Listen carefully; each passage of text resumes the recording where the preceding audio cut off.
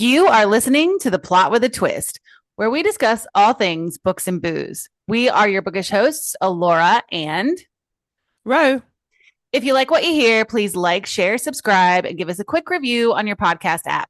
It helps us become more visible to other bibliomaniacs. We publish bookish episodes each week, so be sure to stay tuned for discussions and attitudes that are lit. Fourth Wing by Rebecca Yarros took the book world by storm in 2023. It had everything romantic. Fuck my life. I'm going to start again. Fourth Wing by Rebecca Yarros took the book world by storm in 2023. It had everything the romantasy fandom was longing for. Epic story, an FMC who had not only strengths but weaknesses, a shadow daddy, great side characters, and of course, dragons. What followed were two more books that proceeded to drag us down into the depths of rereads and theories that spawned a rather large cult following. Then, on the 15th of March this year, we got an update from Rebecca Yarros herself. She's finally writing book 4. So what are we to do while we wait? Reread to prepare, of course. Not only are we rereading the series, but we are deep diving all 3 books, breaking them down bit by bit to see if we can uncover where this adventure is headed. So strap in as we break down chapters 1 to 21 of Fourth Wing. Note, this episode will contain spoilers for the entire Empyrean series that exists right now. We'll be discussing right now. We'll be discussing chapters 1 through 21 of Fourth Wing in this episode with references to the next 2 books in the series. If you haven't read this series yet and would like to go into it spoiler free, probably should save this video for when you've read it, because this is your last chance to turn back. And once you read the series, come back and have a listen. Now, let's see if our theories match yours.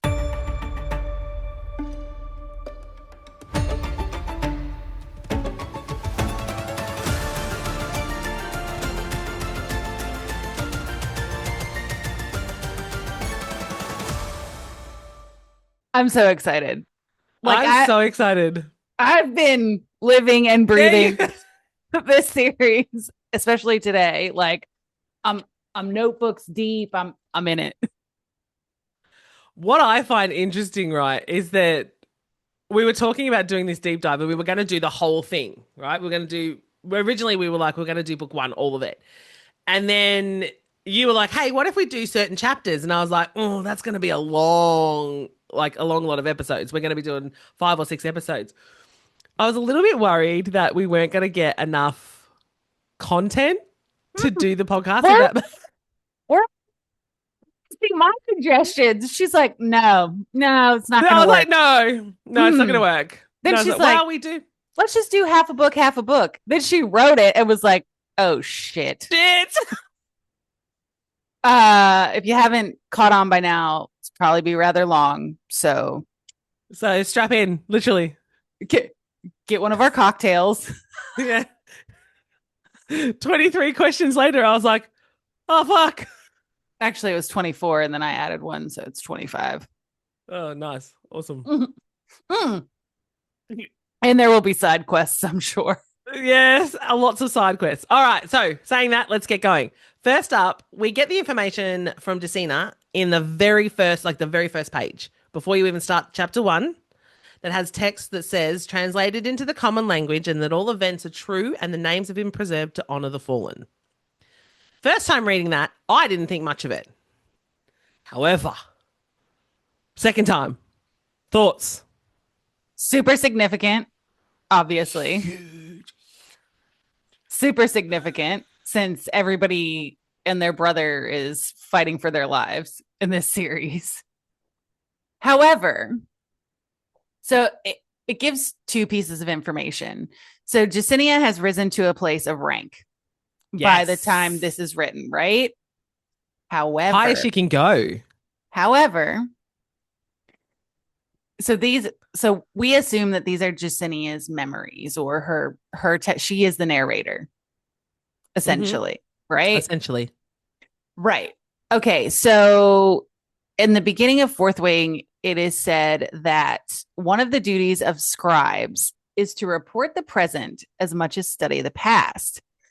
So does does Justinia survive the whole saga? That's yet to be seen. Like, this could be her writings during a battle and found later by somebody else. We just don't know yet.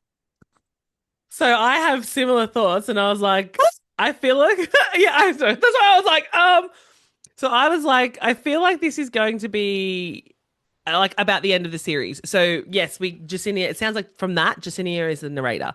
So while we're getting the book from Violet's POV, the series from Violet's POV up until the next one that's coming out, I think the overall narration is from Justinia. Now, does that mean that everyone survives? Who knows? I don't know. Mm-hmm. We don't know. This could be a history lesson. As you just said, this could be Justinia relaying the history, the correct and honest history, because from the scribe contract, right? Or it could be her in another battle brief. All right, maybe. Let's analyze this whole entire battle. Yes, and I think you were onto something when you said this being unadulterated truth, because one of the main themes of Fourth Wing is the fact that history basically is written by the victors, and you can't rewrite history and you can't change history and all this stuff. However, everybody's lying. So yeah, so you can change history. Like, there's a whole part in it that Markham says where, yes, the scribe's job is to record everything. Mm-hmm.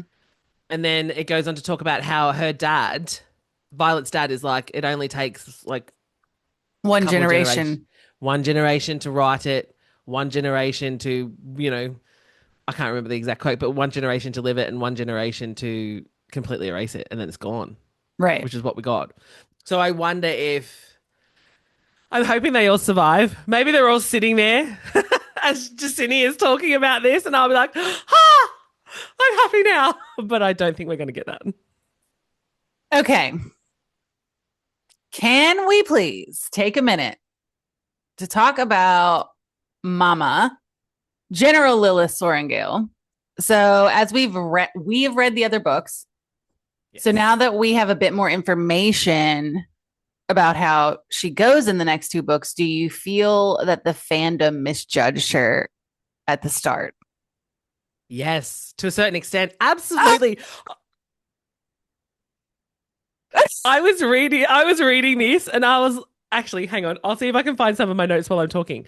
But knowing what we know now and knowing everything that Lilith did to help save her children, she went above and beyond to make sure they were safe. We all would do everything to help our children, to protect them.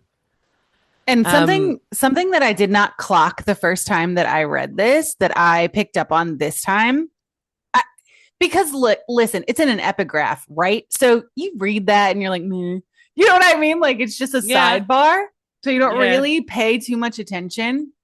But like, one of the first epigraphs of her is her writing a brief to King Torai, telling him that she is against Melgren's plan to make the marked kids watch their parents execute. Yep.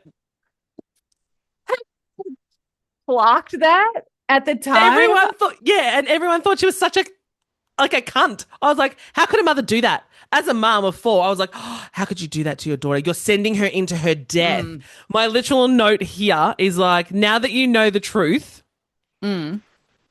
you understand it is she who knows her kids the most. I'm sorry. I just started laughing thinking about last week's episode, because this isn't more sure.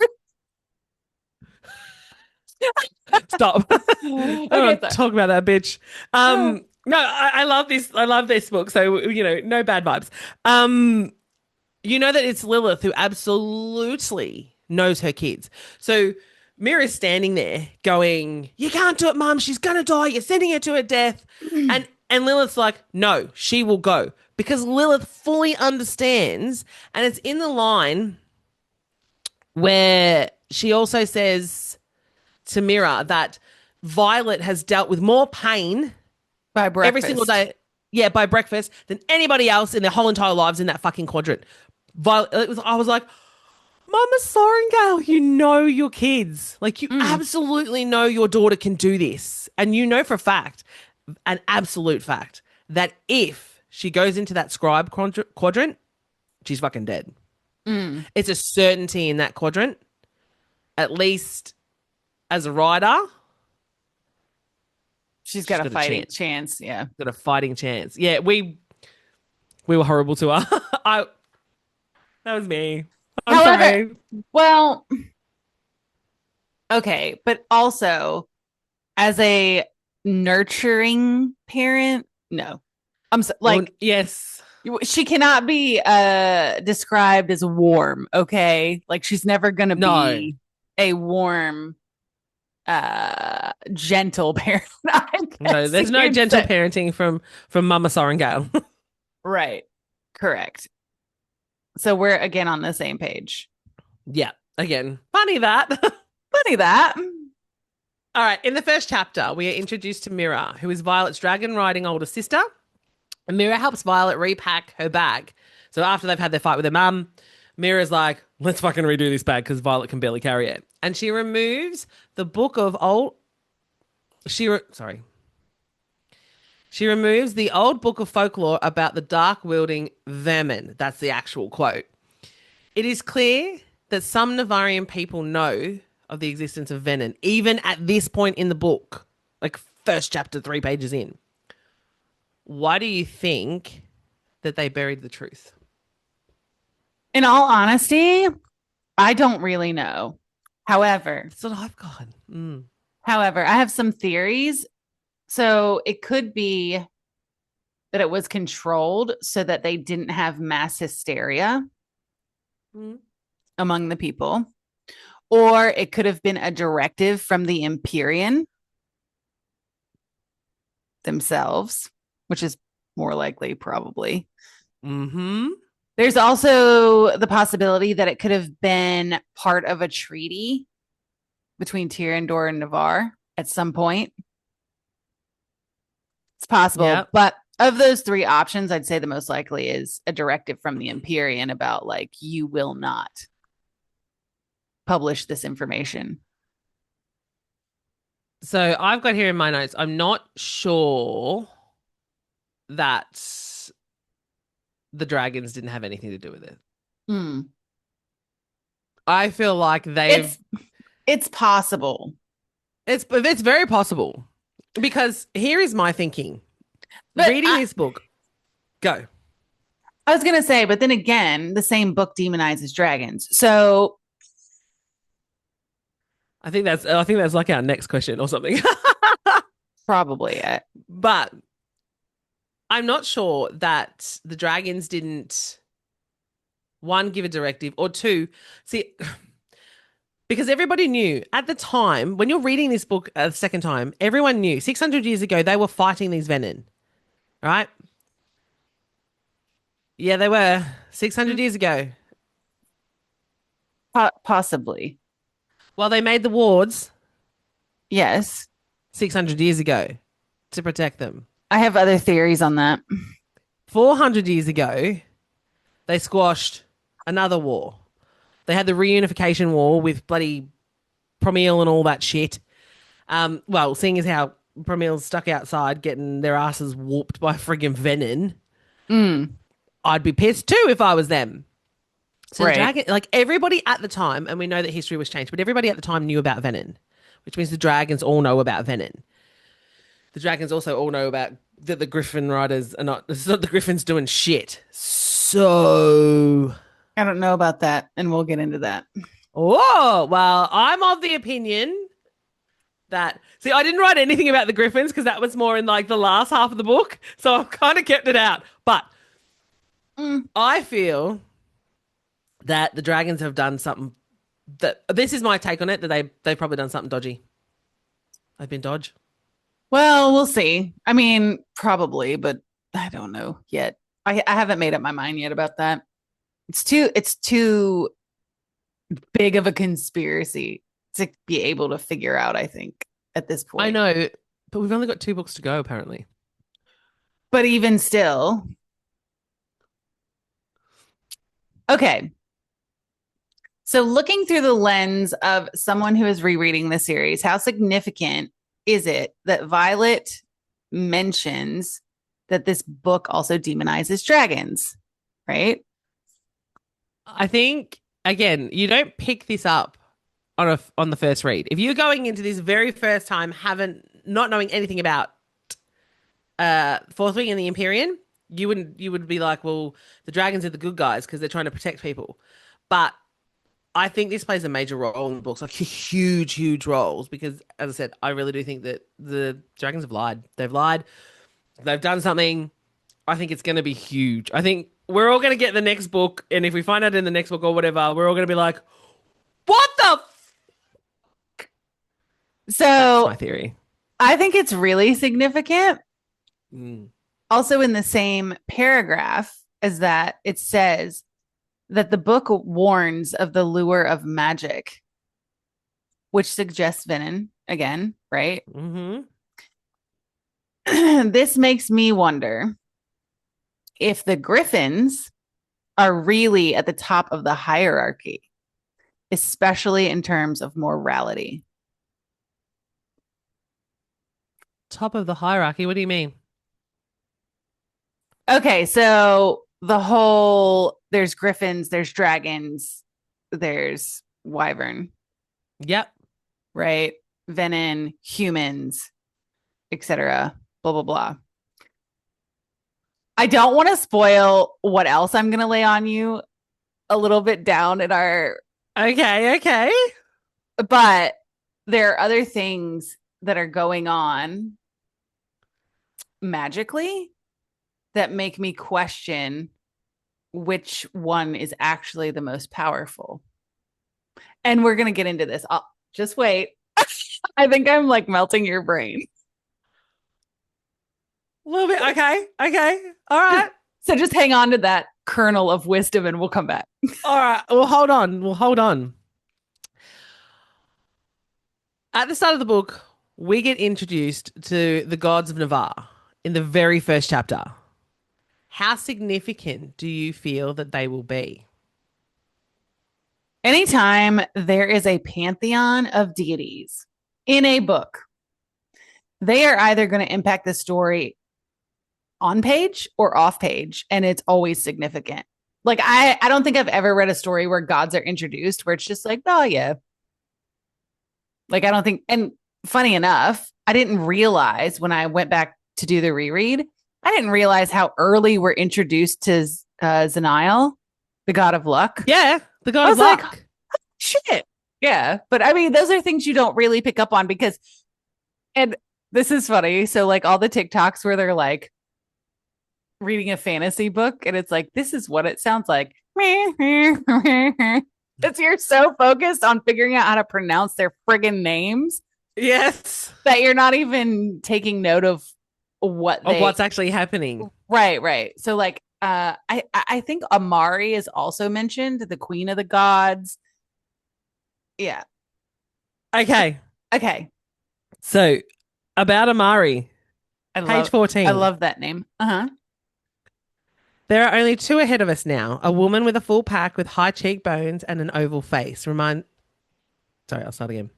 There are only 2 ahead of us now. A woman with a full pack whose high cheekbones and oval face remind me of the renderings of Amari, the queen of the gods. Mm-hmm. Her dark brown hair is worn in several rows of short braids that touch the equally dark skin of her neck. The second is a muscular blonde man with a woman crying over him. Nobody cares about that. Do you know who she's talking about? I think she's talking about Rhiannon. She is. It's Ree. Yeah. I caught that. So, we're introduced to the 6 gods and the Isles. Well, we're not the Isles, but we're introduced to the 6 gods. I feel they're going to play a massive part. Huge part. And I think they're going to have like living counterparts, if that makes sense. With that description. Okay, living counterparts, are you talking demigods? No. No, I'm talking like Ree looks like Amari, right? That's the first thing that Violet thinks, is that Ree is the goddess of gods, Amari, ruler of them all. I feel like we're going to get counterparts. So obviously Xaden and Violet will have counterparts. So whether it be Malik or whoever, I don't know. But I feel like, I wouldn't say the gods are channeling through them, but they're using these people, these Navarians, like chess pieces, moving them across the board to get to a certain outcome. And on that note, now I want to go back and look up the scene in Onyx Storm where they go and they all get the trinkets. I cannot wait until we get there, because like I have been chomping at the freaking bit, because I'm like, I've got all these notes everywhere so I can connect the fucking dots. Yeah, well, if that's true, then I think Riddick is absolutely Zanal. And that's what I mean. If you think about the found family group, the group that we've got, there's a lot to choose from, right? But you've got Riddick, who absolutely could be Zanal. We've got Arik. Like, these are big players. Okay, but we can't stay here.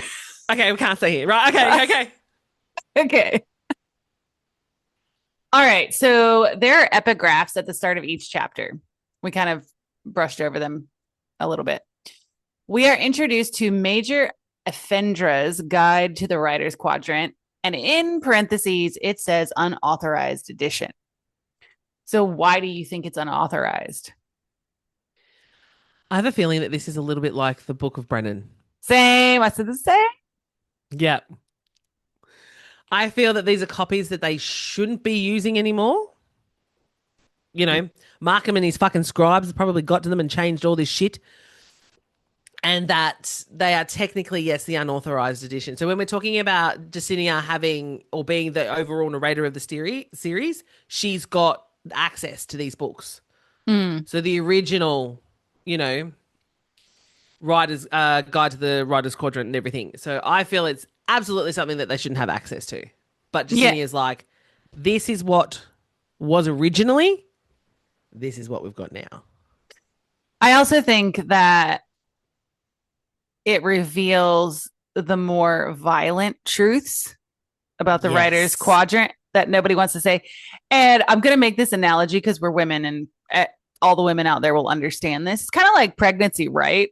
It's so much fun to be in the Riders Quadrant, but by the way, this and this and this is going to happen to you, and it's going to totally suck ass, but nobody's going to tell you. So I'm Major Frendra, because I'm like, it sucks. This goes wrong. This goes wrong. This goes wrong. This goes wrong. Yeah, just wait until this. You're happy now. Yeah. How's that glow going for ya?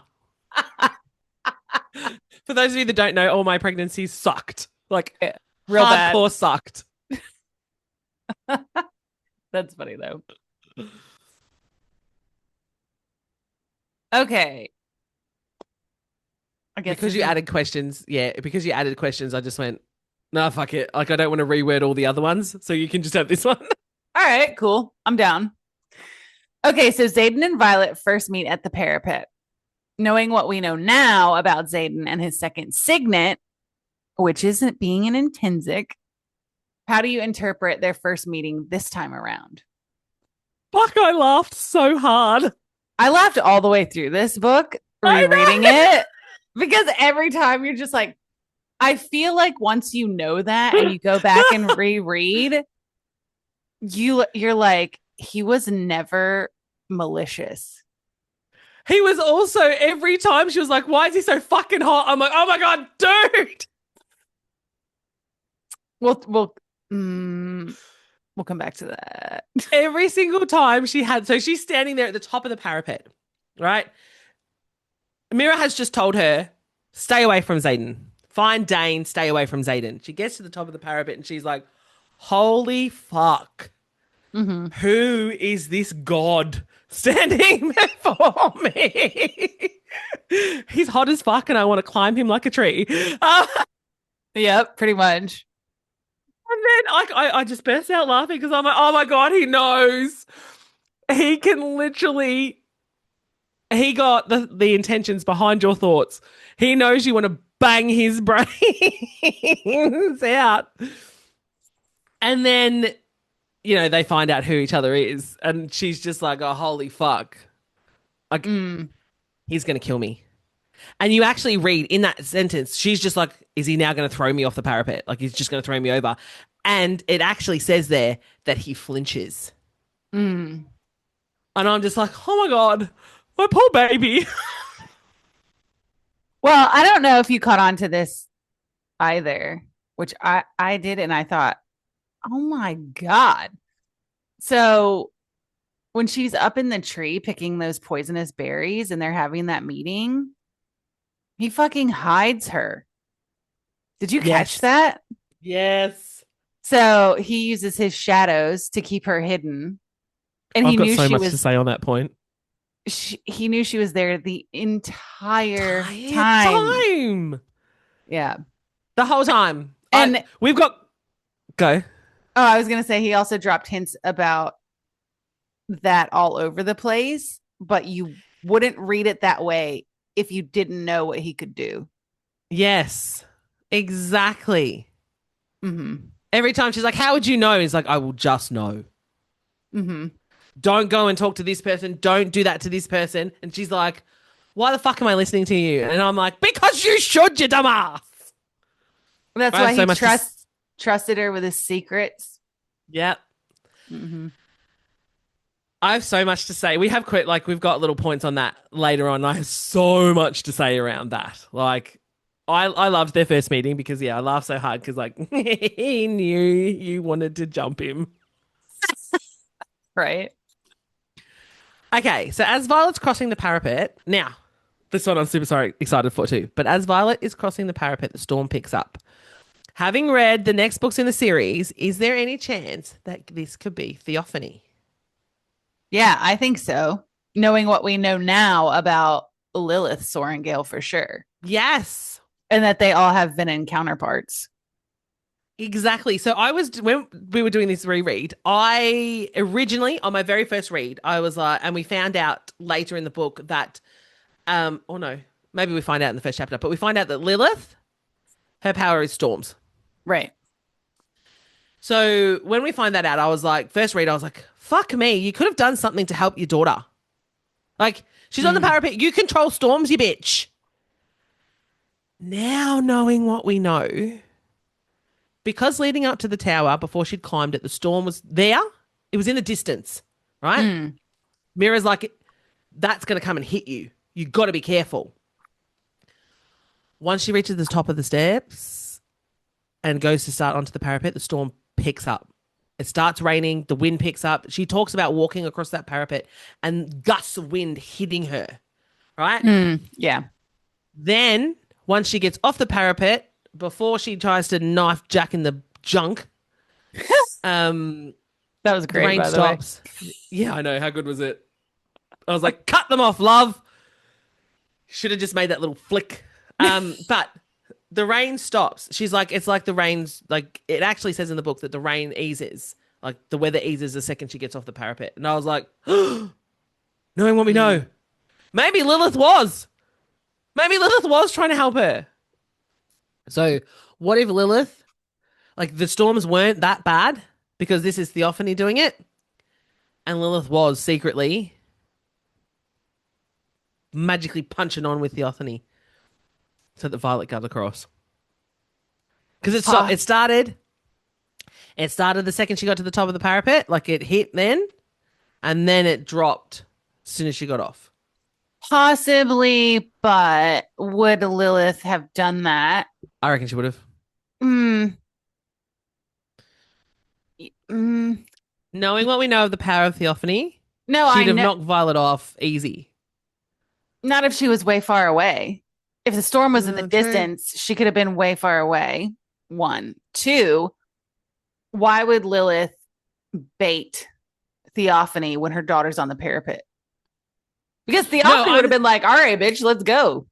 You know what I mean? I feel like it was Theophany that started the storm because Violet gets to the top, thunder goes off, lightning strikes. She's like, Violet doesn't have an issue with storms. She quite loves them.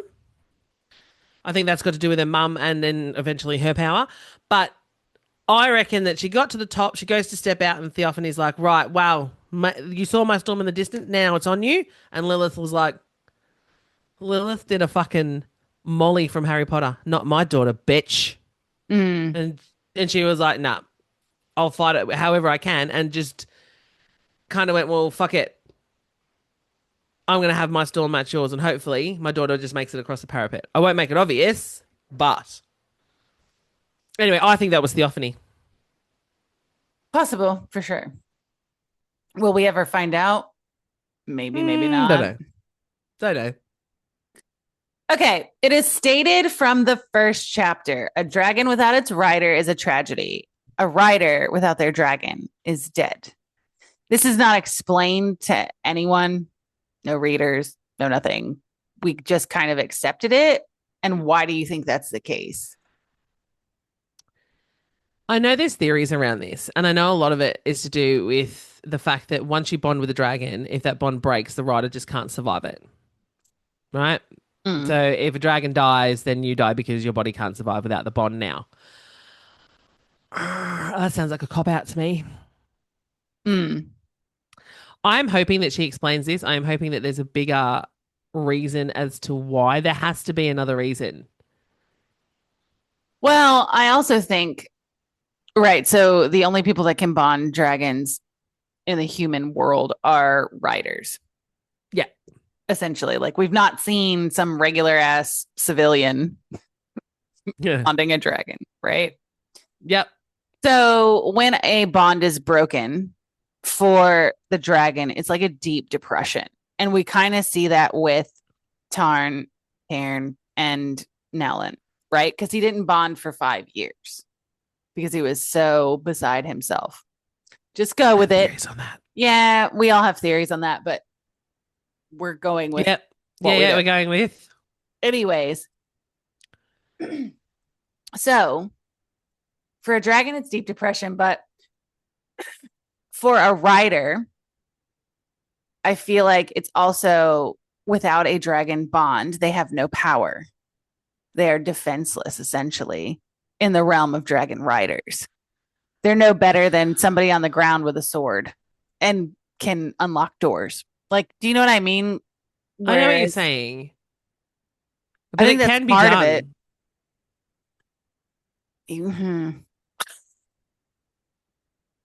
I don't know. See, I don't know. I feel like it's just I don't know if Rebecca's used it as a way to create suspense. Possibly. Because, if the dragon dies in combat, then, as we see at the end of this book, the rider dies, right? So therefore you could lose so many people that you love. Even if the rider didn't die from that, what I'm saying is they would be virtually defenseless on a battlefield. I'm happy for them to go into. I'm happy for them. Well, true, that's true, but I don't know. It just feels like there should be more there, if that makes sense. Possibly. All right. We hear about signets from the start of the book. However, chapter 6 is where we start to learn about those signets that are rare. What do you think the significance is of all these rare signets? So, okay. So I think that Rebecca has used this terminology intermittently between rare and common as a way to hype things up, but also not confuse the reader, but just keep us guessing, right? Because Kaori's ability to project what he sees in his mind is a super benign signet, but it could be super useful if he were spying on whomever and then going back to a wing and projecting like what he saw, right? Yep. But they Agreed. can't, the college can't spare him. He's like irreplaceable because he can do all these projections from his mind. Right? Right. Great. I don't think that rare always means more important. I think we are also misled by water wielding is the most common because then we see what Riddick's able to do with it later. And that shit's unique. So while some of the rare ones, yes, I think will come into play as being rare, I don't think that common ones can be any less significant. And I think it depends on the writer. Yeah. So in my notes, I've got we learn in later books that there's always a counterpart, right? So the Venin have a counterpart for, again, Lilith and Theophany. For everything. Yeah, there's a counterpart. So there's balance, right? Mm. That there's essentially like a good and a bad one. I think that they need these powerful signets to help end the battle because at the start, as I said, 600 years ago, we learned that the original six created the wards, helped end the war, blah, blah, blah. And I feel like these are going to be very powerful riders that they were. And I feel like we're going to get six very, very powerful riders in this. I feel that, in saying that, I'm on the same wavelength. I don't necessarily think, like, oh, yeah, cool, Xaden wields shadows. Violet is raw power. Lilith was storm. Fucking whatever. But we see that just because water wielding is, as you said, the most common one, or even fire, what Riddick has been practicing and trying to do has advanced his signet way past where anyone else probably would have. Right. So I don't necessarily, yeah. So I don't necessarily. I'm in total agreement. I don't necessarily think that we're going to get some. All right, you know, Violet's got raw power. I don't necessarily think we're getting another. I don't know, storm wielder now that, or that we need another storm wielder now that Lilith's gone. If that makes sense, I think we're going to get some very powerful signets. I don't necessarily think they're going to be rare.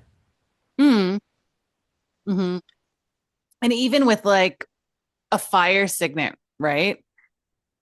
Taking what Riddick's done with water, somebody with a fire signet could easily, if they were creative enough, zap all the body heat out of a human. Yeah. And then you're dead. Do you know what I mean? So, right. So I think it has a lot to do with the writer. And if we're talking about Riddick specifically, he's a very creative character. Do you just want to just move into the next question? Because that's where we're moving now. Oh, is it? Yeah, it's exactly where we're moving to now. Okay, great. And go. Okay. So do you think that the signets that manifest have anything to do with the writer themselves or just the dragon? All right, now go on with your Riddick theory. Well, I said I think it has more to do with the writer than the dragon. And I have an example. Yep. So I think the rider is the projector and the dragon is the battery. And the reason that I say this is because Naolin was a siphon. Violet bonds the same dragon, and yet she's raw power, etc. Right?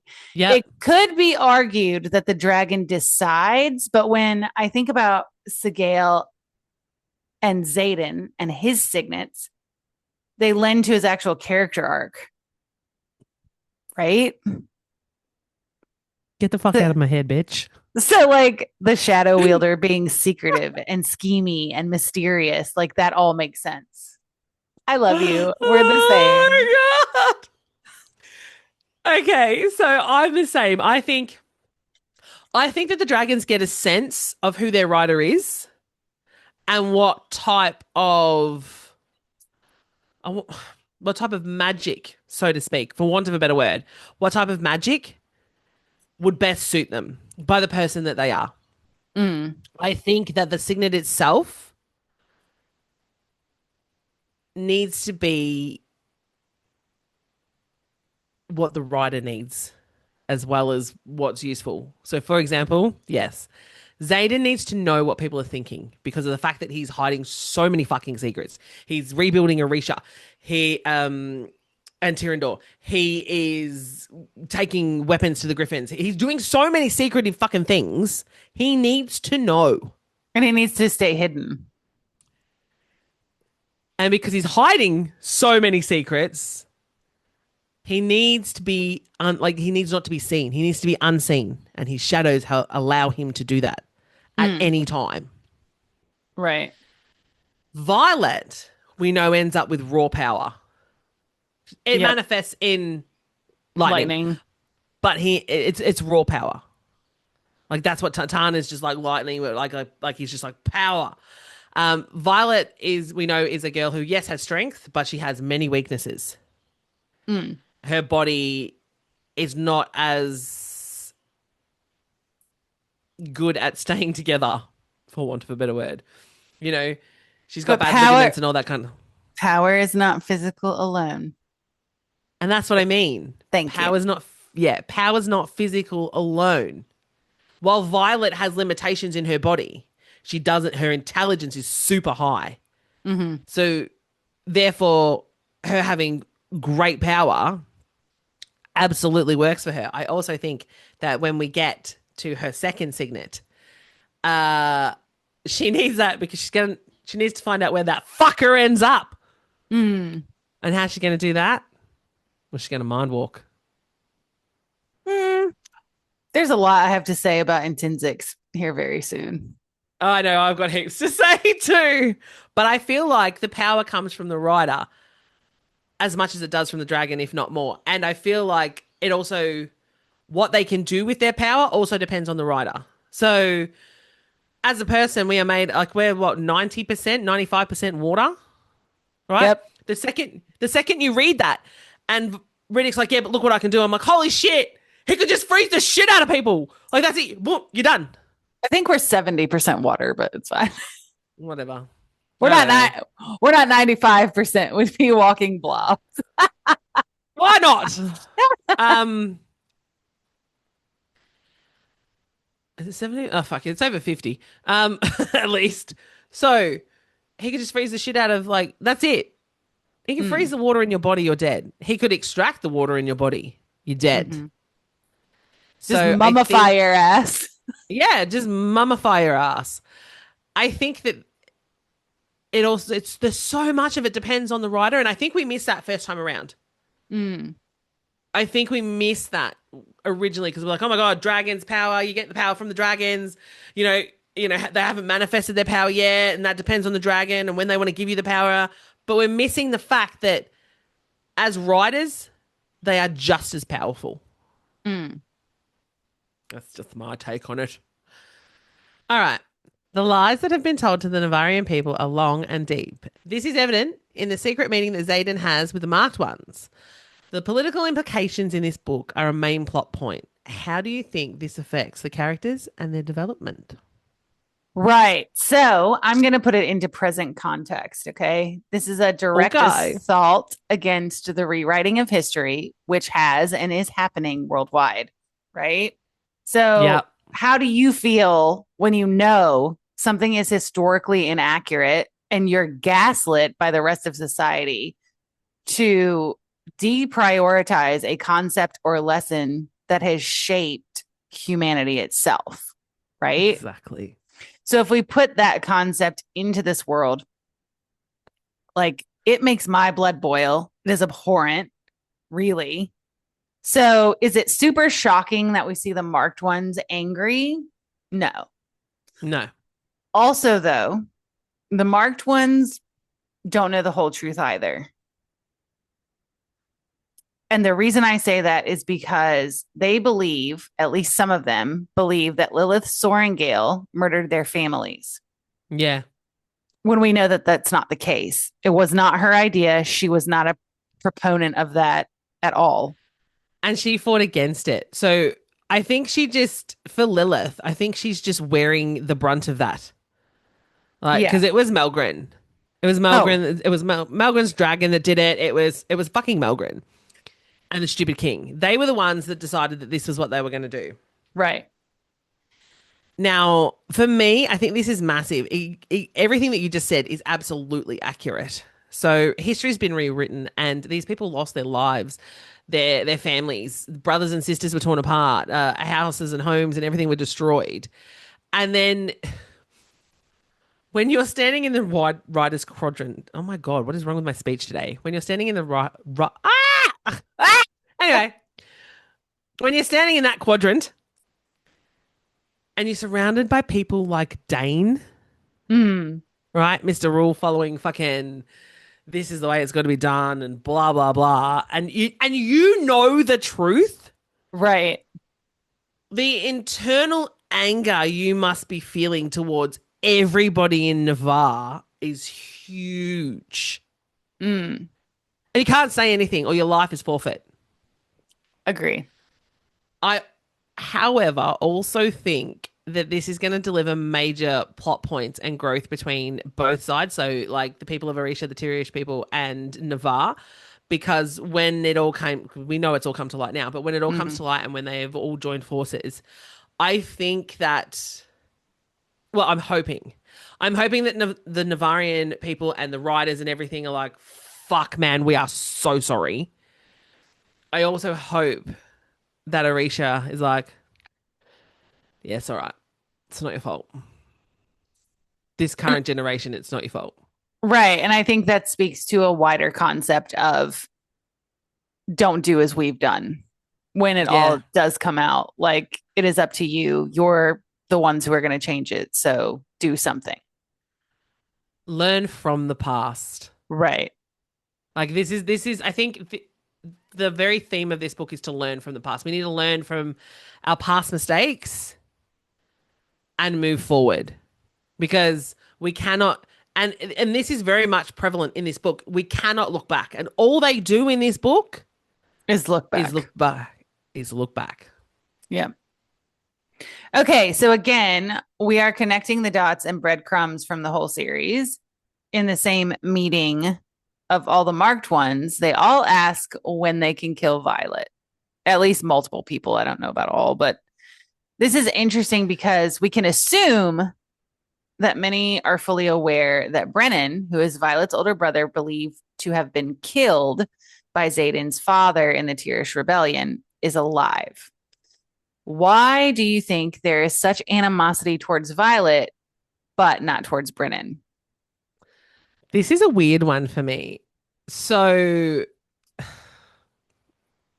there are lots of breadcrumbs that we're picking up in this one, but I feel it's a touch of naivety on the marked one's part. So Garrick stands there and goes, "No, we are not them. We do not kill the daughter for her mother's mistakes." And I was like, "Fuck yeah, Garrett!" Exactly. But I don't know. I feel like because they can look at him and go, well, he's standing there now in Orisha, and fighting alongside us. He's now okay. But Violet, who does not know the truth, nah, fuck that bitch.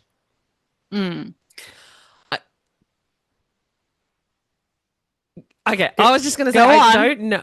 I was just gonna say I don't know if it was written intentionally by Rebecca, so that way it's more of it's used as a way to show class divide, or not class divide, but the way to show, well, no, it is class, because the marked ones are so severely looked down on. Like, she's used it as a plot device to help build the suspense between the two groups. But I would hazard a guess that if you fucking offed Brennan's sister, there might be a problem. Okay, so there's a little issue with this question that I'm going to point out, because I don't think a lot of these people know who Brennan is. I think Xaden knows. I think Garrick knows. I think that's it. And the reason I say that is because he does not use Sorrengail with the rebels. He is under an alias. True. So I think, like I said, I think Xaden and Garrick know his real identity at the start of Fourth Wing. I don't think Imogen knows. I don't think old mate in the back who's like, when can we kill her? I don't think that he knows. I think the only ones that know that Brennan is a Sorrengail is Xaden and Garrick. And the only reason, huh? Go. The only reason Garrick knows is because he's Xaden's second. But if you read into this, when we meet Brennan, he's using a different surname because he doesn't want to be associated with his mother. It's not to hide who he is. He wants zero association with Lilith because of what she did. I still don't think that he would have. So because he doesn't want to, either way you slice it, I don't think that would be common knowledge. I think more of them know than that. I believe that Imogen and Bodhi know. I believe that Liam knows. None of them are surprised. None of them are surprised to find out that that's her brother. That's Violet's brother. I reckon more of them know than what we think. Hold, please. I have receipts. It's actually page 95. Because this is where Imogen is going off, right?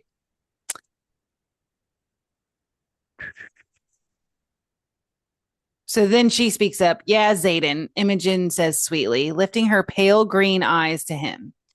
When do we get to finally have our revenge? He turns just enough for me to see his profile and the scar that crosses his face as he narrows his eyes at Imogen. I told you already, the youngest Sorrengail is mine, and I'll handle her when the time is right. Right? So then we skip forward a bit. Didn't you already learn that lesson, Imogen? The look-alike Xaden chides from halfway down the circle. What I hear, ATwist has you scrubbing dinner dishes for the next month for using your powers on the mat. Imogen's head snaps in his direction. Her mother is responsible for the execution of my mother and sister. I should have done more than just snap her shoulder. So if she knew Brennan was a Sorrengail right then. The way I read that is that Imogen's like, yes, Aiden, why can't we get our revenge? Like, she knows that he's got to look out for her. I read that as she's fully aware that Violet is under Xaden's protection. And I feel like that's what I mean. I feel like they're just cracking the shits at Violet because she's Violet. And Brennan's okay because Brennan is now on their side. I don't know. I think it's really naive and slightly double standards. I don't know yet. But we shall see. I'm not sure. Okay. So this is the one question that I inserted because there's some things going here. So let's talk about Imogen for a minute. Imogen is the only rider whose hair is distinctly unnatural. It's pink. It's like bright pink, right? Yep. So if we apply our earthen knowledge to this situation, the only way you can get your hair to do that is if your hair is light to begin with. Right? Right. Okay. So do you think she tells Violet, if you don't want everyone to know who your mother is, dye your hair because she is hiding her own heritage? Okay. So this skipped me and I didn't pay any attention to it. Possibly. Although I would like to know what heritage, because again, in the previous point we just made, says that we're going to get to it. I'm getting to it right now. All right. From my perspective, she says that Lilith is responsible for the death of her mother. Okay. Mm-hmm. So her mum was clearly Tirish. She was clearly part of the rebellion. She died in it. I don't know. I'm going to assume that because she's the only one, maybe she is.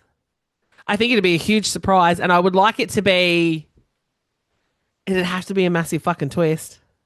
I'd be interested. So it is unknown, even up to this point, who Imogen's father is. We do not know. He has not been mentioned. He has not been mentioned. Her green eyes are pointed out several times in this book. Mm-hmm. Okay. Mm-hmm. We don't find out who else is known for green eyes until we get to Iron Flame. We learn. All right, you have my attention. I'm listening. Class is in session. We learn in Iron Flame that the same individual and all of his children have green eyes and light sandy brown hair. Do you think it's possible that Imogen dyed her hair to hide that she is the daughter of King Torai? Like Aric's sister. I'm going to go with illegitimate. I'm going to go with illegitimate, clearly. Oh, yeah. because the king's only ever mentioned having, 3 sons, and one of them's dead. 3 sons, yes. Yeah. One set of twins, which is one of them dead, and then we meet his youngest son in Cam. Iron Flame. Well, his name's Cam, but he goes by Aric, yeah. Aric. They're the only ones that are mentioned with green eyes. Mm-hmm. I cannot confirm nor deny. I don't know.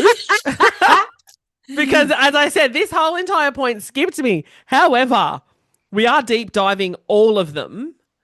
So I will let you know. And if I'm getting a vibe, then wouldn't that be I'd be happy with that. That'd be a twist. I'd be like, yes, Rebecca, well done.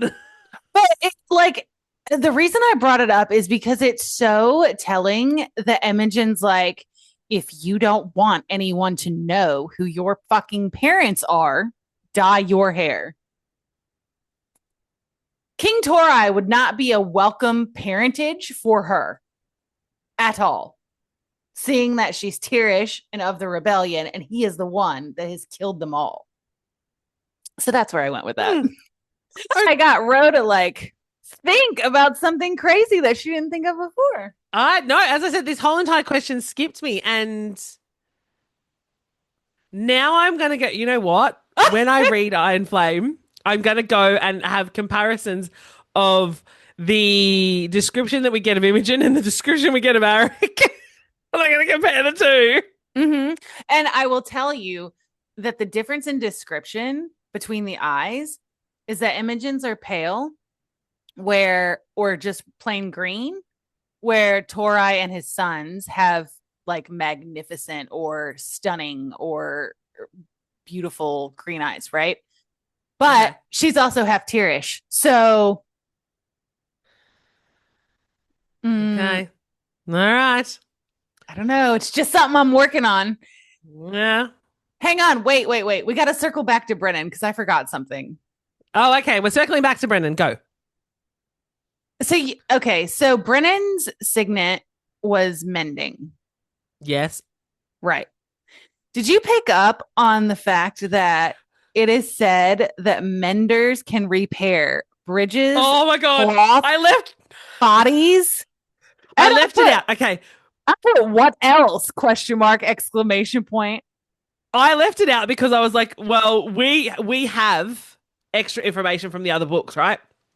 So I was like, menders can mend pretty much everything, right? It's said that, yes, from cloth to bridges that have been blown up. However, if you remember, right, the mender that comes to fix Violet at okay, what can't he fix? Help me out. True. He tries to fix Jack. You can't mend something that's not there. They don't have a soul. I didn't go there because we weren't that far down, but he tried. Remember when she's getting tortured, he comes down. This is all right. We've gone off topic. We're on Iron Flame. No, wait. Okay, let's stop this. I hear you. I hear you. But also, I didn't put it in. He was successful in resuscitating him, which is also a thing. Yes. Well, I don't think he died. Well, I don't think he died. He's Venin. Okay, that's Iron Flame. That's Iron Flame. Sorry, off point. Okay, let's move on. But anyways, I totally missed that the first time I read it, though. I know that he could mend anything. Like actual, not just people, so not broken bones and stuff like that, but buildings and shit. Right. Right. Which could be Yeah. significant later. Cause like, anyways, go on. Well, it's interesting how the fuck they rebuilt Orisha. Isn't it? Well, isn't it? Because how would you do that? How would you do that under the fucking nose of everybody? Oh, that's right. Brennan was living there. Anyway, off topic again. Okay, next question. Okay, so back onto the signets again. There are many mentions of Violet getting icy prickles along her scalp when Xaden is looking at her. Do you believe that this is Violet being able to sense when Zadie baby is reading her intentions behind her thoughts? Possibly, but not always. So I 100% think it is. I don't know if she can sense it. It could be like when your leg goes to sleep type thing. Do you know what I mean? It's a sensation, but she doesn't know what it means. She doesn't know what it means, but I think 100%, like, you're right. Okay, like a sensation. Or when I say sense, I meant like that this is something that eventually when she picks up on it, she's going to be like, motherfucker. Well, but the more important question here is, how is she able to sense that without being bonded to a dragon yet? Okay, so. Is it a mate here we go. thing? I don't know if it's a mate thing. This is where the gods and everything come into it. Okay, this is what I think. I think that these two are way more connected than they seem, regardless of their dragons, because she was getting these feelings before she was bonded to Tanan and Dana. I also think it's way more connected than just the fact that they love each other, right? I think that this is all some way connected to the gods. As I said to you in our previous question, like one of our previous questions, I think that the gods have a major, major role to play here. And I feel that they have like not attached themselves. They're not like Xaden is not a demigod. Violet's not a demigod. I'm saying that they've kind of chosen I know the word for it, but I can't think of it. Not representatives, but like, you know, when you pick someone to fight for you, what the fuck is that called? A tribute? Well, no, not a tribute. That's not the word I'm looking for. Sorry. A champion? Wrong universe. A champion. There we go. I think they've picked champions. And I think, obviously, Violet and Xaden are one of them. They've been picked by a god. And I think that because of that, as their champion, they have a greater connection than what we truly know. So, yes, because she can do it while not bonded, I 110% think that there is extra going on here than we know. Possibly. Okay. You still there? Yeah. Okay. All right. So throughout the book, it is said that dragons are noble and value traits such as courage, strength, etc., right? But there are also statements that contradict this throughout the book as well. When Violet is dealing with Jack, we see that the consensus is that the dragons will love him. Does the fact that a lot of dragon riders are immoral and downright horrible people give more credence to the theory that the dragons are the true villains? Maybe a little. I said yes. I said yes and no. Yeah. So I think that the dragons do admire courage and strength. They also admire viciousness and cunning and intelligence. I think it depends on the dragon. I think that deep down, I wouldn't be surprised if we find out that the veil, so where the dragon eggs a cat, is actually not the dragons at all. I feel like they could have stolen that from somewhere or from some other species or something. And they're using humans as a way to keep it safe because they have got so many fucking secrets. And here's the thing. Tarn's always saying, you know, that the will of humans have nothing to do with dragons. That they don't get it. We don't get a say. No riders, no nothing get a fucking say. Well, if you are so big and badass, why are you bonding riders in the first place? They're puny humans. Agreed. I said Yeah, yes and no. Mm. I said one other thing that's talked about is how a dragon doesn't reveal why they have or have not bonded to a rider. It's none of our Yep. business. Go fuck yourself, Yeah, pretty basically. much. So they have their reasons, but we can also assume that dragons are egotistical because it's said that a dragon would never admit to making a mistake when choosing a rider. Mm-hmm. As magical as they are, I love this because it makes them fallible. Yes. They don't Absolutely. always choose the right rider. Yep. They make mistakes. And they fucking suffer for it at times.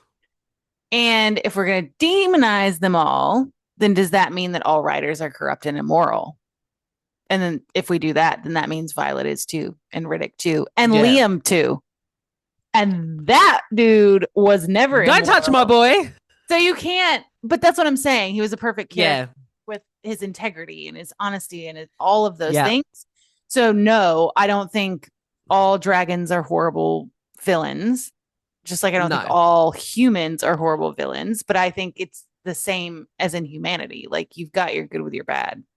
I also think though that this does give a bit more credence to the fact that maybe at some point dragons were the true villains. Maybe at some point. I mean, well, there could have been an internal war. Like we don't know yet. Right. All right, so we all know that Naolin was Tarn's last rider before Violet, apparently, who lost his life saving Brennan. Do you believe that he's dead or that he pulled from the earth and turned Venin to save Brennan? Brennan, it all rhymes. It all rhymes. I definitely think he's Venin. Sorry, and I think he's a sage. Yep.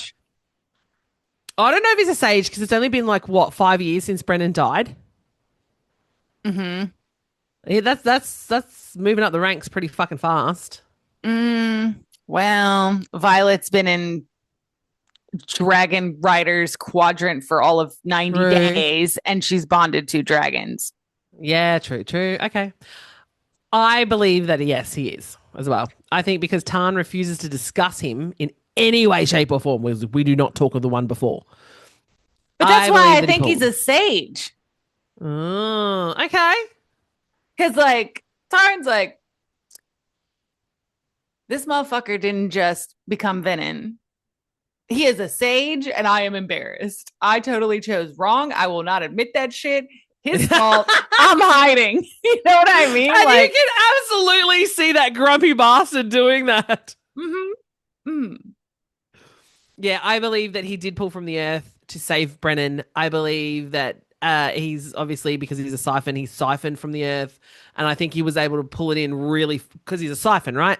They can siphon stuff from anything. So I feel that he's just sucked the shit quicker than normal to save Brennan's life. And that is why Tarn is nope, we do not mention the one that come before. He's he who must not be named. It's a no from me, dog. Okay, let's talk about the way that the Navarre people honor their dead. The ritual consists of them burying or burning the bodies. Most of the times they burn them. And then they also burn all of the personal effects of the individual. Do you think that this was started as a way to hide evidence of the Venin? Yes, I do. I do, because everyone's you can't even, Rhiannon says it, Violet says it, the fact that Violet has his book from Brennan, she has to hide it, it's from everyone. Because if anyone finds it and realizes that it's still alive, it's still around, regardless of the fact that it's got nothing to do with Venin, they'll burn it. So I think you're right. However, okay. So I think Rebecca was really smart in using ancient cultural traditions because historically polytheistic cultures, so any culture who had a pantheon of gods, most of them would either entomb, like hello Egypt, and or put on a boat, hello Vikings, but also in those burial traditions there was personal effects that were loaded either in the tomb or on the boat or in the grave or whatever, so that they could have those items either in Valhalla or in the next life or wherever they were going, right? Yeah. So I think it's a bit of both. Like, I think ultimately the decision that all of the things must be burned, yes, that's to hide the Venin. I agree. Do I think that it started that way? Maybe not. Does that make sense? Yeah, I get what you're saying. The thing for me is that they don't even burn the body and the things together. Like when you're talking about like the Egyptian burials or of the Viking burials and things like that, they burn them with their things, or they bury them with their things. They're there with them so that they can have access to them in the afterlife. In the quadrant, the body gets, you can either send it back to their parents and their parents will burn it or bury it or whatever, or you can let the school take care of it. And the school takes care of it, then they burn the body and then they go elsewhere to burn the things. And for me, because you're not doing those two things together, I feel like that initially it was a way for people to go through, one, you're hiding any wyvern marks or any sort of markings that might have come from a venin or a wyvern. And then two, it would have given at the time, now it's 100% a tradition, but it would have given at the time the leaders and the people in charge a chance to go through this person's belongings and make sure that they had actually collected all these things that were Venin related. So therefore, the book that Violet has of her dad's, which she had to hide from her mum, she's got access to that. It would have been burnt. It would have been gone. No, and I get that, right? And but we also know that this story is full of the fact that history is unreliable. So it could have History's started a bad narrator. Right. So it could have started that way, right? And then when the Venin came, they were like, "Oh, this is our tradition." And nobody knows that that was the tradition because everybody changed it. Yeah. So, I don't know. Like I said, I mean, I absolutely think that burning all the things, yes, is to hide the Venin. When that started, I don't know. Yeah. And can we trust what is being said? No. Absolutely not. Absolutely not. So, when Violet saves Andana at Threshing, she's led to believe that Andana couldn't fly. What? This is a long-ass answer. Just warning you. Oh, you. really? This is like my shortest one. Okay, so you're going to go first and then I'll go. Okay, so when Violet saves Andana at Threshing, she's led to believe that Andana couldn't fly because she's there going, "Could you just fly away?" But Andana's like, anytime now. It'd be great. Once Tarn gets there and saves the day, Andana flies back with them to the flight field. Now, do you feel that the bonding of Tarn and Andana was more deliberate than we're being told? Okay, so what was your answer? My answer is not on first read. On first read, you're like, "Oh, save the dragon, save the yellow dragon, save the feather tail, oh my God." And you assume that because she's a baby, she doesn't quite understand what to do. I don't know what to do. Second read, however, I'm like, well, obviously we have more information, so we know about Andana and how long she's waited and all that kind of stuff. Why she waited that long for Violet, we get a little bit of information about. But I think absolutely, again, the gods are at play. Absolutely. Abso-fucking-lutely. Something is being, they're moving pieces around the chessboard, mate. Absolutely. Okay, so while I think that's valid, I also think there's a more, and I'm going to say this and it's going to be funny because there's nothing mundane about this book, but I think there's like a more mundane reasoning that Okay. comes into play. Okay. So we were talking about how Xaden knows who Brennan is. Absolutely. Yep. He knows who Brennan is. This means that Sorrengail knew because riders can't keep secrets from their dragons well. Sorrengail and Tarn are mates. Yes? Yes. Mm-hmm. I think it was a game of telephone. I think Brennan told Xaden about Violet and that her mother was going to make her be in the Riders Quadrant, blah, blah, blah, blah, blah. Sorrengail knew from Xaden because she can see his brain. And then Tarn knew from her.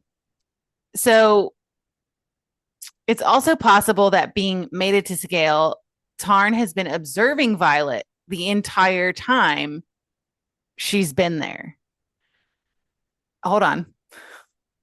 Through Sorrengail. And if he hasn't, because I know that there is that part where Sorrengail's like basically convincing him that he needs to go after Violet, right? But there's every chance that Sorrengail manipulated the situation to get him to bond with Violet for whatever reasons, which aren't apparent yet. Either way, I think Tairn always intended to bond with Violet once he could discern for himself the merits of her character rather than just taking the telephone game's word for it, right? So that's Tarn in a nutshell. I think he's known what's going on this entire time. He was not in the dark on who she was, how she was, etc. He plays dumb. He ain't dumb. Oh, no. Hold on. You've just brought up. Yeah. Okay. Oh, wow. Okay. I told you this is a long answer. Wow. Second paragraph. Okay. Tarn also tells Violet that sharing memory outside of a mating bond is a violation. Yep. But he does not clarify if it's the bond between dragon and rider alone or if that extends to mated dragons as well. So, for example, if Xaden or Sorrengail found out from Xaden a memory of Violet, right? And it's not clear if it's allowed for her to share that with Tairn or not. Because it could just be that she's not allowed or Xaden isn't allowed or whatever to share memories that they share outside of that bond. Does that make sense? Yeah, I get what you're saying. So I'm not sure there. Not sure. And besides, a violation of who? Not sure. Is it an Empyrean violation? Is it a human violation? You've now brought up another point where I'm like, fucking, get it. We're getting to the stage where, look, I love Tarn. You know, I love Tarn. I love him. However, there are certain aspects in this. So rereading this, and we'll discuss this when we do the next one. But there are parts of this where I am getting angry at him. And you're getting nervous. Yeah. Because he's not so great. Well, you just pointed out the fact that he would have known about Brennan. Yeah, and he would have fucking tell her. Yep. He never told her. But maybe that means that he can't say anything outside of his and Sorrengail's mating bond. I don't know. Yet Sorrengail can lie her ass off. We'll get to that when we get to Iron Flame. Anyway. But anyways, okay. But do you want me to get to Andarna? Are you still going? Yeah. Okay, go. I don't know if Andarna herself used her stature as a way to be included with Tairn, right? Because Irids are extremely intelligent and they're like this whole subclass of dragon that generally doesn't involve themselves with dragons because they're from the sky, not the earth, right? Yeah. Okay. Yep. So I don't know if she used her small stature to get Tairn to come save her because she's just hatched, or if Tairn used Andarna as bait to test Violet, which I think is more likely. I think Andarna would have used herself as bait, not just Tarn. I think it would have been Andarna. Okay.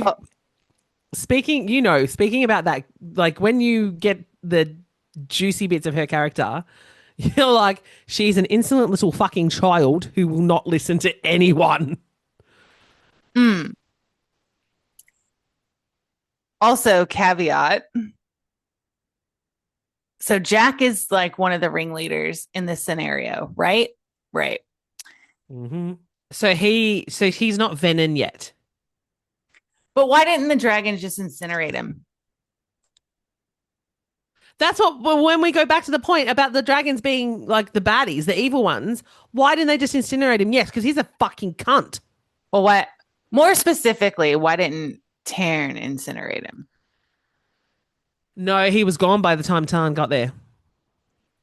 Oh, yeah, that's right. He ran away. Yeah, he ran away. What a dickhead. It was only the other two. Yeah, fucking weak prick.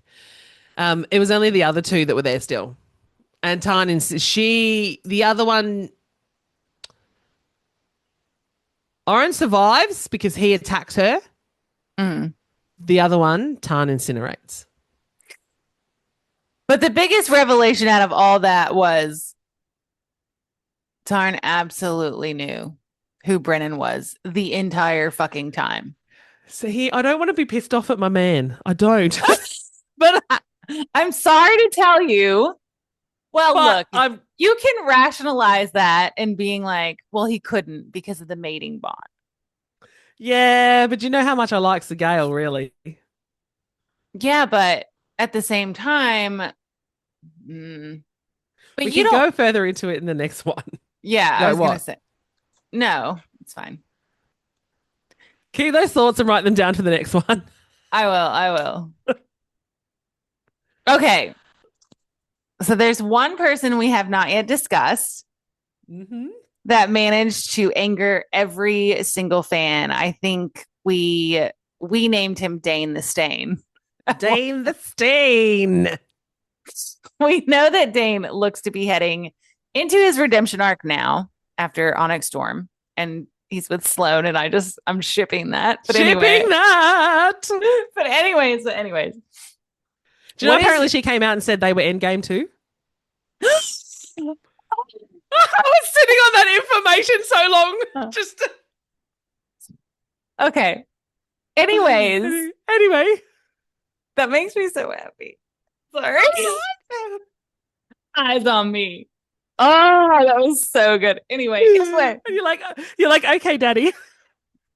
I'm blushing just thinking about that. Yeah, I know. Anyways. Sorry. What is your opinion of Dain so far during this reread? Knowing what we know, he still fucking pissed me off. I had more empathy. I had slight more empathy, but then so when he was okay. Rebecca came out in an interview and said that we all need to leave Dain alone because he was trying to protect his friend. And possibly the woman that he, kind of loved. When I was reading the initial first parts of the book, I was like, yep, okay, fair. He is only trying to protect her. You're going about it the wrong fucking way, dude, but okay, you're not doing this. There's no maliciousness behind your actions. Until we get to the part where she is attacked. And then I think my notes were like, I know you have a redemption arc, but fuck you being a dick. So while he still angered me and he was still a bit of a fucking knob, and what he was doing was holding her back, I understood better on this reread where he was coming from. However, it still pissed me off. Still fucking pissed me off. So I had more empathy for him on this reread up to a certain point. Yeah, exactly. So he's raised by a sociopath. We know that. Yeah. His dad is a complete dickhead. And this person that he cares for deeply, he 100% believes he is going to have to watch her die. And he doesn't want to do that, right? So no amount of her doing well on the mats or doing well in history or whatever is going to ease his mind because he's known her whole life. He knows the ins and outs of her disability. So that's not going to help. He is essentially gripped by fear, which is no different than like little kids who have a kitten and they love it so much they squeeze it to fucking death. Like, no, I'm not kidding. That is the metaphor. Look, listen, the analogy is very good. I'm not gonna lie. So yeah, he's squeezing her so tight he's suffocating choking her. The fucking life out of her. Right. I think it's a very realistic representation on both sides of what it's like to have and to care about somebody with a chronic illness. 100%. Because people do get like that. However, this is where I got more pissed off this reread that I got the first time. Okay. Did you track every time he cradled her face?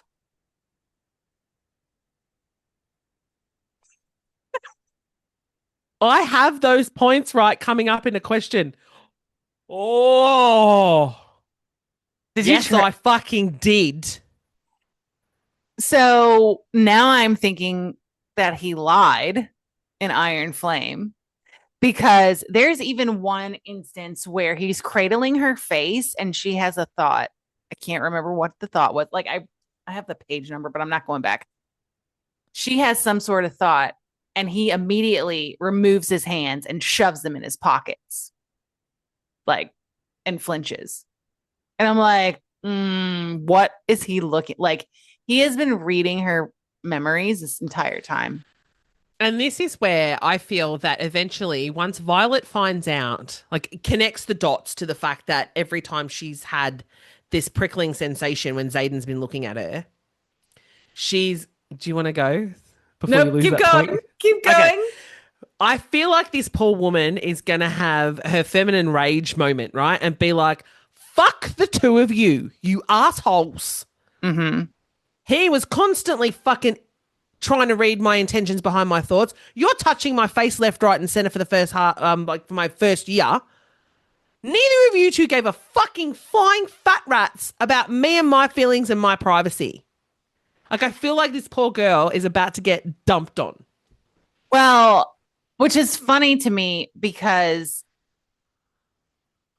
in the first half of Fourth Wing, she knows what Dain cradling her face means. Because when the Amber thing happens, he says, like, he steps to cradle her face and she's like, don't you fucking touch me. Okay. Yes. However, I don't think she clocked it. I think she doesn't clock it right until we'll talk about it in the next episode, but she doesn't clock it until she gets to the very fucking end. And Xaden's like, did he touch your face? And she was like, I don't think throughout the whole entire book, she's clocked that every time he has touched her face, like he would have done however many times when they were growing up, that every single time he's done it, he's read her fucking thoughts. I don't think she clocked that. I think she just assumed, like, because this is her best friend. This is the guy she's grown up with. This is the guy she actually had some feelings for. So she was just like, oh, you know, this relationship is built at the start. She was like, this relationship is building for us. Oh, this is amazing. Not knowing that bastard is reading her thoughts every fucking time. Anyway. Yeah. So, like, on the chronic illness spectrum and storyline, I had more empathy for him, but I had more rage when it came to knowing what his powers are and how many times he was touching her face. So when we get to the part with him and Amber and that whole entire, like, I don't know, court hearing, basically, I'm fuming at him by that stage because I'm like, I understand this first part of the book. You were trying so hard to protect your friend, but you're a fuckwit. Hold that thought because that's coming up. Okay. Coming up. Next question. Okay. All right. So the sickness that manifests in the form of intrinsics is a death sentence for that rider. Do you believe this is due to the fact that the truth would have been revealed had they been left to live? Yes and no. So, okay. I mean, yes, that's one reason. But there are also different kinds of intrinsics, right? Have we seen every kind yet? We don't know. No, we don't know. So what if there's a kind that can literally mind control? That would warrant a death sentence.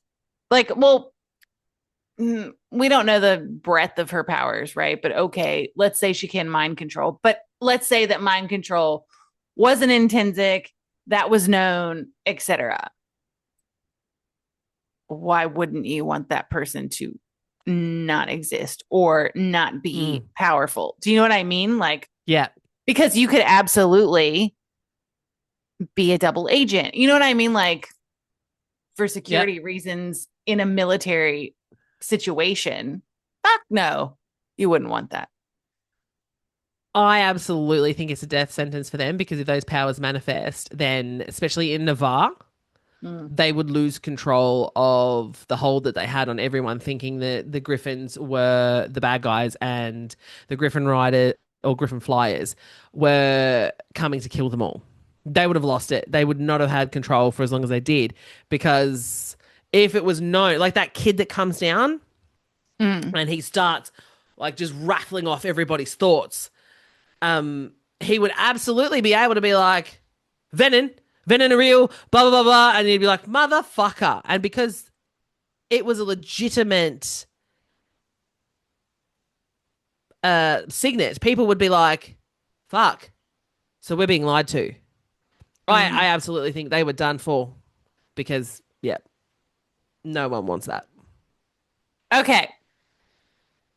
With the attack on Violet in her room and the subsequent roasting of Amber, for lack of a more eloquent terminology. No, I was in full on fuck you, Amber mode.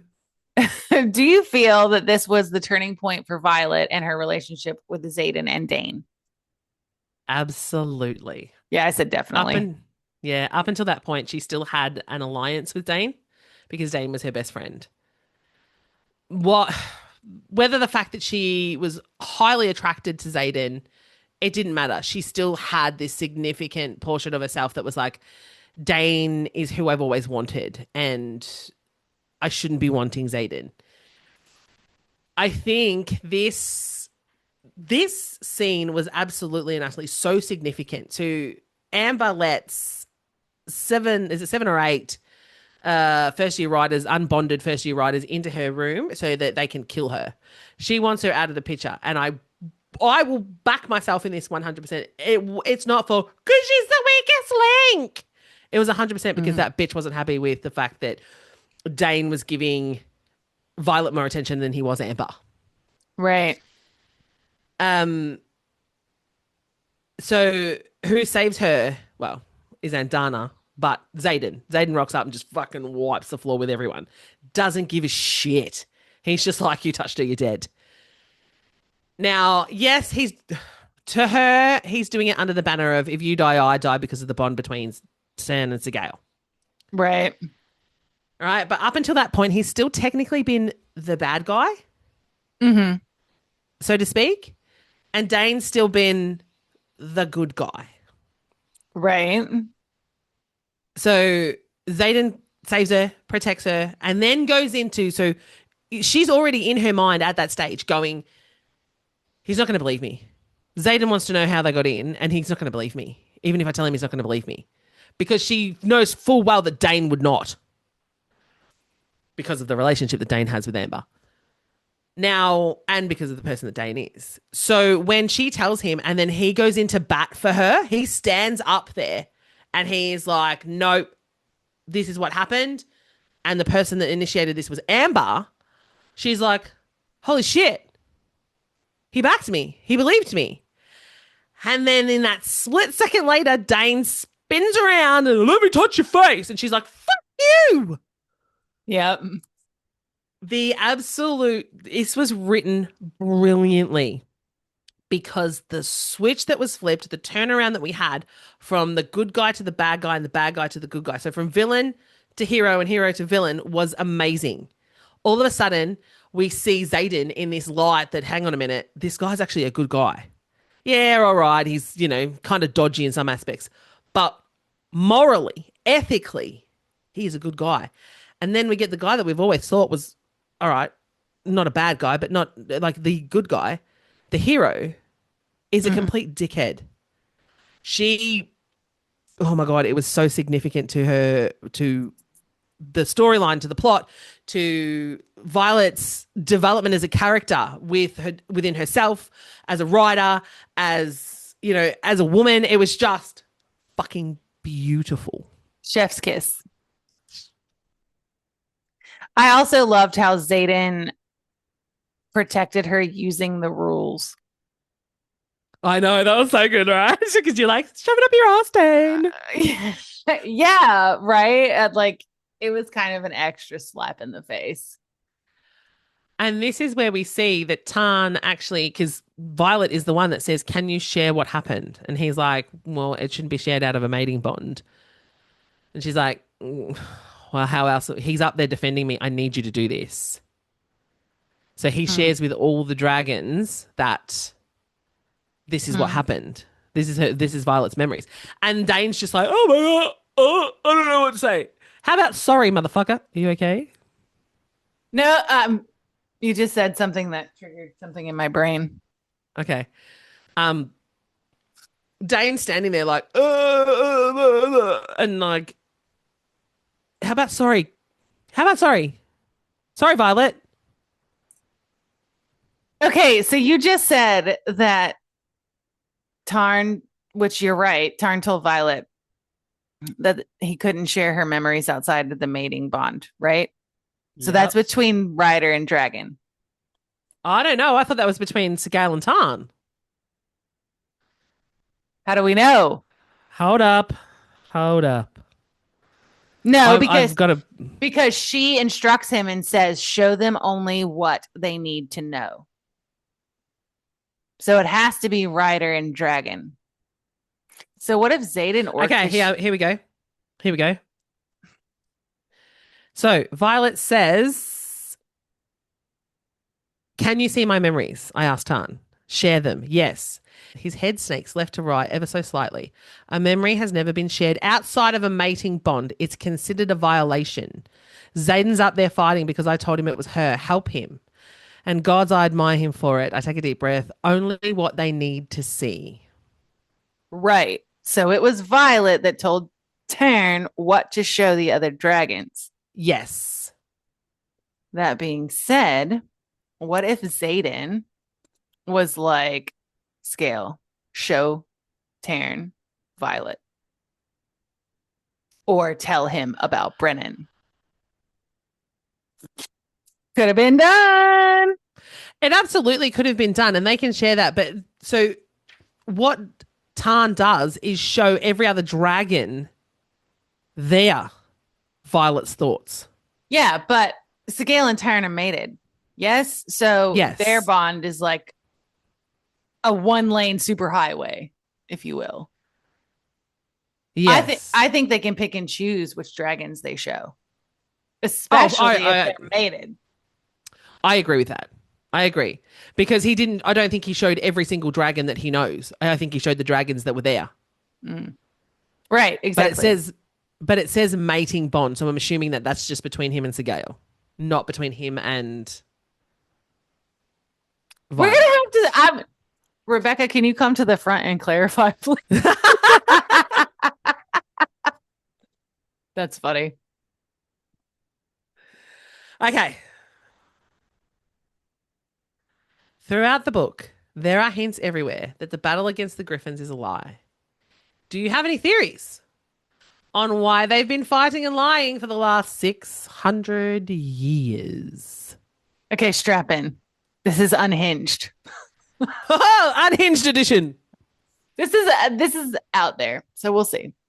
Okay, give it to me. So with Griffins, yes, they bond flyers or riders like dragons do. However, the powers that the flyers have are all intrinsic based. Think about that. It is called it's called mind work. 'Tis. They all center around allowing their flyers some form of mind control, intelligence, manipulation, stealth, etc. I just flipped. It's all in the mind. Yeah, because fucking douchebag and McGoogle cat makes her feel horrible about herself. Oh my god. Really just say douchebag with Google? Leave me alone. I cannot even breathe. Oh my god. Okay. Stop. No, but you're right, because she makes her feel bad about herself. She puts thoughts into her head. Mind fucking blown. Keep going now. Hey, we said we were going to dive deep. Well, here we go. Where the fuck's Iron Flame? Let's go. Okay. So the Griffin's powers aren't as powerful as dragons because they're only mind-based. So there's no physical, no manifestation. Like there isn't lightning, there isn't ice, there isn't all of that from Griffins that we know of at this point. At this point, there's none of that we know of. Okay. I don't think that it's necessarily a lie. Think about what we just said about intrinsic gifts earlier. Why would the dragons want to keep the Griffins and their flyers underfoot? If Griffins also bond to Venin, as can dragons apparently, what if the dragons have more Venin at their disposal? And if we dismiss all of those assumptions and just go with they're lying about the whole thing, maybe it's because they created the original Venin. Maybe they've been corrupting humans for centuries. I honestly can't call it. But if the dragons have more Venin on their backs and Griffin flyers are intrinsic and have mind abilities, as if you wouldn't eat them for breakfast. You know what I mean? Like, they're not going anywhere. And they don't have the physical prowess to directly attack the dragons. So I don't necessarily think that they've been lying about fighting Griffins. Why and how that's all, like all the politics behind it is not known. Bitch, you've just blown my motherfucking mind. I love you. You're welcome. Because there are... Oh my God, we need to do the next one like now. No, you don't understand. Because like there's things I didn't put... All right, because we're only doing 1 to 21, right? Mm-hmm. There are things, right, in this fucking book, okay, that I have like... I don't know where it is, but I have like... No. See, I need you to understand this, right? Because it took everything I had not to go off topic. But like, I've got like, so you know how we've got like the little post-it notes, the clear post-it notes, right? Yeah. Okay. Mm-hmm.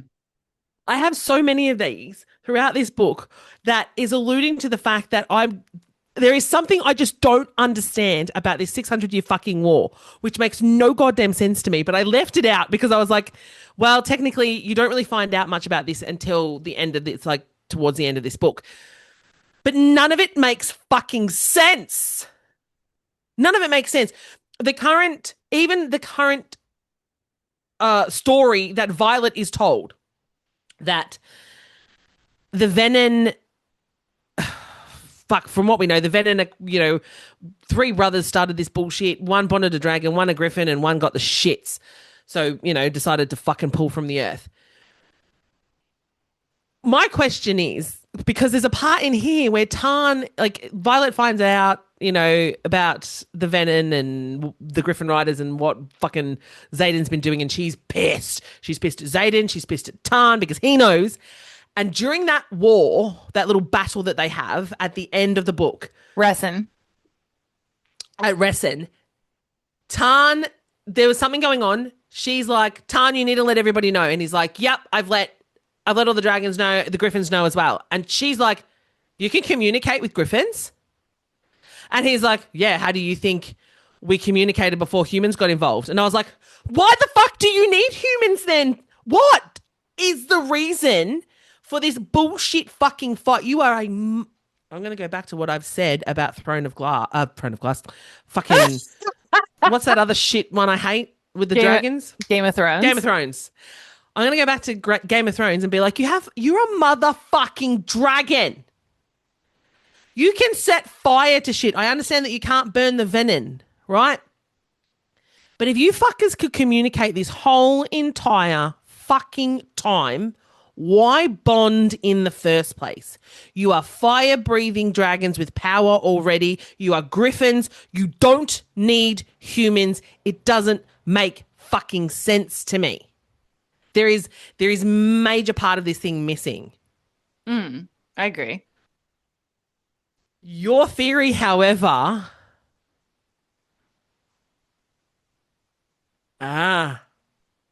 making you think, isn't it? Making you think. See, because I don't have a theory. This was I don't know because just I'm gonna clap for me because this is what they do now. So I'm doing it. I've not seen my daughter do that. Oh, no, it's click it. Click it. Click it. Anyway, so I have not seen this theory anywhere. This is some Googling as to, because I had to Google, because I kind of started formulating it and I was like, hold on. I was like, wait, flyers have magic, but but they don't have dragon magic. So what can they do? And then it was like mind work. And I was like, oh, hold on. And then I was like, wait, it's coming together. It's coming together. Yeah, as I said, I don't have a theory because I feel like there's a big chunk of information that we're actually missing. I feel like, yes, the dragons have been lying. I feel like the griffins have been lying. I think there's a bit, it's just, that's, you should post about that, man. All I'm fucking saying. Well, maybe I will with a snippet from our podcast. Yeah, well, you could do that. Yep. Because or I can do another one tomorrow. It's fine. I need to get back into the socials anyways. I've been absent for quite some time. Mind blown. Tiny mind blown. Well, we have reached the end of part 1. This was super fucking long. So I hope that you guys have gotten something out of this and our crazy theories. Yeah. We've done better than what I thought. I thought we'd still be going by now. So, you know what? Better than I thought. Still long as fuck. Still 2 hours, mate. Yeah, Still I know. 2 hours. Can't wait to edit. Can't wait to edit this. Okay. But this is where we usually have our cocktail recipe that matches our episode, but we still have a part 2 to go. So you're just going to have to wait till next week. And you'll want to tune in because it's another The Plot with a Twist original. And it was actually made by Rose Hubby. Came up with this one. And the name. You'll be so proud of him. I know. I'm so excited. I can't wait to hear about it. So listen next week to catch the rest of our deep dive and that amazing cocktail. Huge thank you to all the bibliomaniacs out there listening. Please stop by our Instagram page, The Plot with a Twist, and check out the link tree in our bio where you can find links to us across the internet, including all of our social media. Give us a like or a follow so that you can stay up to date with new episode releases. Tune in next week for another all-new bookish episode full of magic, mayhem, and maybe just a little bit of smut. Until then, keep reading.